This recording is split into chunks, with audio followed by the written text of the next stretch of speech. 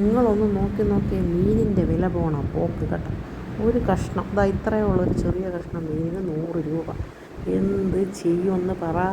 പറ്റുമോ? വാങ്ങാൻ പറ്റുമോ? വാങ്ങിക്കാനൊന്നും പറ്റൂല കേട്ടോ. മീനിനൊക്കെ ഭയങ്കര വില. ഈ 2 കത്തിക്കാര മീനാണ് ഞങ്ങളെ നാട്ടിൽ ഇതിന് കത്തിക്കാര എന്ന് പറയണത്. അതിനും അപാര വില. ഈ 2 മീനിനും 100 രൂപയാണ് കേട്ടോ. ഞങ്ങൾ ഇവിടെ ഒരു കവലയിൽ കുറച്ച് മീനും കൊണ്ടൊരു കുറച്ച് ആൾക്കാർ വരും. അവരെ നിന്ന് വാങ്ങിച്ചതാണ്. 2 ദിവസം മീൻ കിട്ടിയില്ലായിരുന്നു, അതുകൊണ്ട് ഞാൻ അവിടെ പോയി വാങ്ങിച്ചു. എൻ്റെ നിവർത്തി കിടക്കണ്ട കേട്ടോ. ഇത്രയേ ഉള്ളൂ, ഈ 2 കഷ്ണം മീനിനാണ് 100 രൂപ കൊടുത്തത്. പിന്നെ നിവർത്തിയില്ലാത്തത് കൊണ്ട് ഞാൻ വാങ്ങിച്ചു എന്ന് മാത്രം.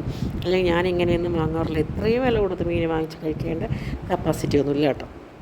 ഞങ്ങൾക്കിത് 2 3 പേരുണ്ടെങ്കിൽ കണ്ടോ, എത്രയേ ഉള്ളൂ. പിന്നെ ഞാനതിനെ ഒന്ന് കറി കാച്ചാമെന്ന് കരുതി അതിലേക്ക് വേണ്ടി മുരിങ്ങയ്ക്കും തക്കാളിക്കും പച്ചമുളകൊക്കെ ഇട്ട് നമ്മൾ തിരുവനന്തപുരം സ്റ്റൈലൊരു തേങ്ങ അരച്ച മീൻ കറിയൊക്കെ വെച്ചു. അങ്ങനെ രാവിലെ അടുക്കളപ്പണിയെല്ലാം കഴിഞ്ഞ ശേഷം ഇനി കുറച്ച് വിറക് കൊതുമ്പ് ഇതൊക്കെ പറക്കി വയ്ക്കാനുണ്ട്. അങ്ങനെ അതിലോട്ടൊക്കെ പോകണം.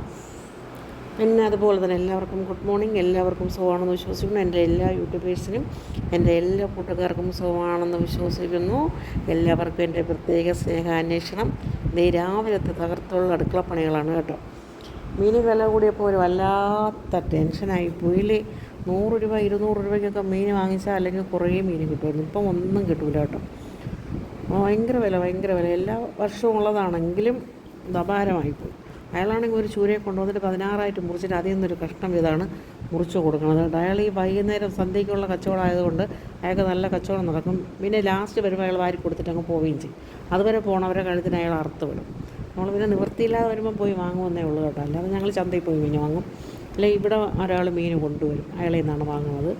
ഇത് നമുക്ക് കഷ്ടം. ഇങ്ങനെ ഞാൻ രാവിലെ ഇതേ തകർത്തെ പരിപാടികളൊക്കെയാണ്. എല്ലാവരും വീഡിയോ കാണുക, സപ്പോർട്ട് ചെയ്യുക. നിങ്ങളെല്ലാവരും പറയൂലേ, ഈ വീഡിയോയിൽ എന്തായിരിക്കണേ, ഒന്നുമില്ലല്ലോ, വെറുതെ എന്തിനാ കാണണം, അങ്ങനെയൊന്നും പറയില്ല കേട്ടോ. എല്ലാവരും കാണണേ. എനിക്ക് ഇങ്ങനെയൊക്കെ തന്നെ, ഇതൊക്കെ മതി ഇല്ലേ. എനിക്കിങ്ങനെയൊക്കെ തന്നെ പറ്റുള്ളൂ കേട്ടോ. സത്യം, നിങ്ങളെല്ലാവരും വീഡിയോ കാണണം കേട്ടോ. കണ്ട് സപ്പോർട്ട് ചെയ്യണേ.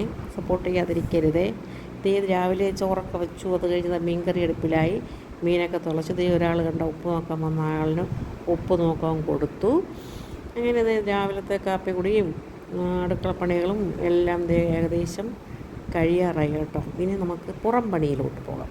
പുറം പണിയിൽ ആദ്യം നമുക്ക് ഇന്നെന്താണെന്ന് അറിയാമോ, കുറച്ച് കൊതുമ്പ് തേങ്ങ അടത്തപ്പം ഉണ്ടായ കുറച്ച് കൊതുമ്പുണ്ട് കേട്ടോ. അതിനെയും കൊതുമ്പിനെയൊക്കെ പറക്കിയൊക്കെ മാറ്റി വയ്ക്കാം. ആറ്റുകൾ പൊങ്കാലയ്ക്ക് കൊടുക്കുക വേണം. പിന്നെ ഒരാൾ എൻ്റെ കൂടെ അവിടെ നിൽക്കുകയാണ് കേട്ടോ. എന്നോട് കൊതുമ്പ് തരുവോടി എന്ന് ചോദിച്ചു. ഞാൻ അങ്ങനെ കൊതുമ്പ് വച്ചിക്കാമെന്ന് പറഞ്ഞിട്ടുണ്ട്. അങ്ങനെ ഞാൻ കൊതുമ്പിനെയെല്ലാം പറക്കി ഒതുക്കി വയ്ക്കുകയാണ്. ഞാൻ അല്ലെങ്കിലും ഇങ്ങനെയുള്ള കൊതുമ്പുകളൊക്കെ പറക്കി വയ്ക്കും. പൊങ്കാല സമയമാകുമ്പോൾ പൊങ്കാല ഇടാനും ഒക്കെ എല്ലാവർക്കും വേണമല്ലോ അല്ലേ. അതുകൊണ്ട് ഞാൻ പറക്കിയൊക്കെ വയ്ക്കാറുണ്ട്. ചാക്കിൽ കെട്ടി വച്ചേക്കും. ഞങ്ങളുടെ നാട്ടിലെ ക്ഷേത്രങ്ങളിലും ചക്കുളത്ത് ആറ്റുകാൽ ഒക്കെ പോകുമ്പം കൊണ്ടുപോകാൻ വേണ്ടിയാണ്. അങ്ങനെ രാവിലെ ഇതേ കൊതുമ്പ് പറക്കലും ചൂട്ട് പറക്കലും. പിന്നെ ഇനി നാളത്തേക്ക് വേണ്ടി ഒരു ചെറിയ കഷ്ണം വിറകെടുത്ത് വെട്ടിക്കീറിയങ്ങ് വയ്ക്കാമെന്ന് കരുതി. ഒരു ചെറിയ കഷ്ണം കേട്ടോ, ഇത് മതി. 2 കഷ്ണം വിറകും എൻ്റെ ആവശ്യമേ ഉള്ളൂ. പിന്നെ കുറച്ച് വിറകൊക്കെ അവിടെ ഇരിപ്പുണ്ട്. എല്ലാവർക്കും താങ്ക് യു. Good morning.